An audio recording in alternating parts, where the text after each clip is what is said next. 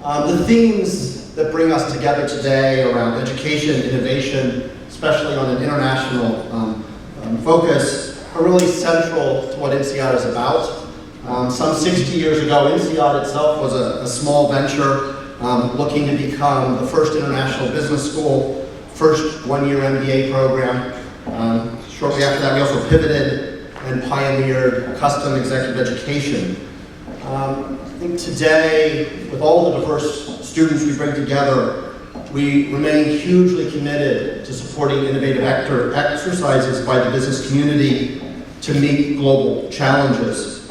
Our INSEAD MBA alumni raised more money from venture capital by far than any other school outside of the US.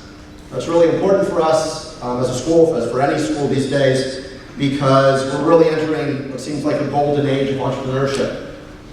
Innovation pressures, innovation opportunities are fanning out across a huge breadth of industries, including, of course, ed tech. And we know what's driving that fundamentally. At the core, this fabulous transformation of technology, where 1 million transistors that would have cost you over $500 back in the 1990s cost you a few cents. The gigabyte of storage to go with it also would have cost you hundreds of dollars in the 90s. It's now only a few cents. And then all of this starts to get wrapped up into things like cloud computing, our mobile phones, opening up a whole range of new ways to do business, new ways to educate people. But like earlier industrial revolutions, this is not something that's going to happen just over a few years. It's going to take probably decades for business and then society to fully digest the possibilities that we're looking at. And I think education is going to be one of the sectors that is perhaps the biggest payoffs, but also some of the greatest challenges. And so when I think about strategy around technology disruption, there's some really critical questions about where you think it's going to happen and when. Right? We all know, you can all imagine how society is going to be transformed in 50 years. Right? When you have smart cars and you completely redone your cities and everything. But what, as you kicked off and said, what we're interested in is, current business opportunities. There's a huge question about where is it that in the education sector in particular, we can leverage these new possibilities. Earlier this month, I was at an ed tech conference focusing more on developed markets in London. And I had the interesting opportunity to facilitate a group discussion around Amplify. I don't know if people are familiar with Amplify, but Amplify was $1 billion bet by News Corp on basically transforming K-12 education, really disrupting. And what they brought together was hundreds of millions for a fundamentally new curriculum. They did all of the teacher analytics. They had purpose-built hardware. And again, it's a bold initiative. As you know, if you really want to transform an industry, you often have to have that systemic level innovation. That's what Henry Ford did with the Model T. It's what Steve Jobs did first with the iPod and then with the iPhone. And yet, education is a lot harder to drive adoption.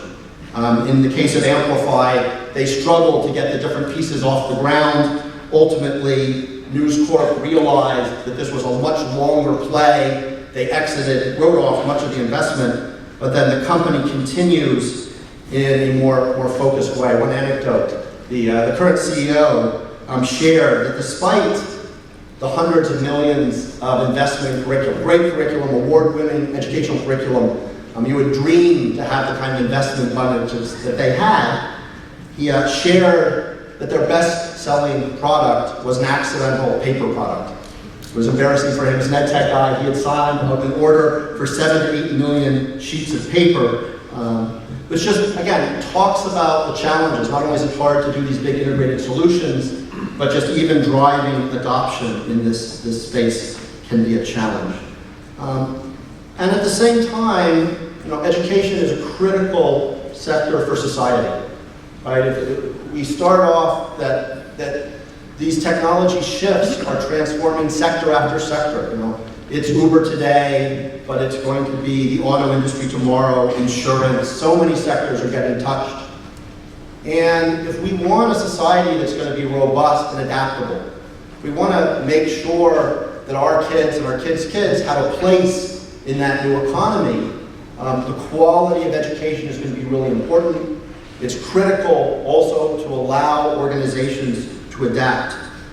So I think the work of this conference, what you're up against, is really, it's challenging but hugely important. Just to say for INSEAD, again, we're not particularly a mass play, but we do see the opportunity in education to take what we do, especially with our corporate partners, much deeper. So we invest now heavily in large-scale online solutions to basically accompany corporate clients in their transformations. And again, we do that, as I said, it's so critical to pick your segments. You know, you have to think, where is it that ed tech is going to create value today, so that you can get in, you can get revenues, you can actually build, and that in the long run, as those capabilities touch more and more of the educational space, you're ready to play. So with that, I'd just like to congratulate you all on being here. Fascinating topic, fascinating time to be looking at the education sector, and I wish you all the best for your important work over the next 2 days. Thank you very much.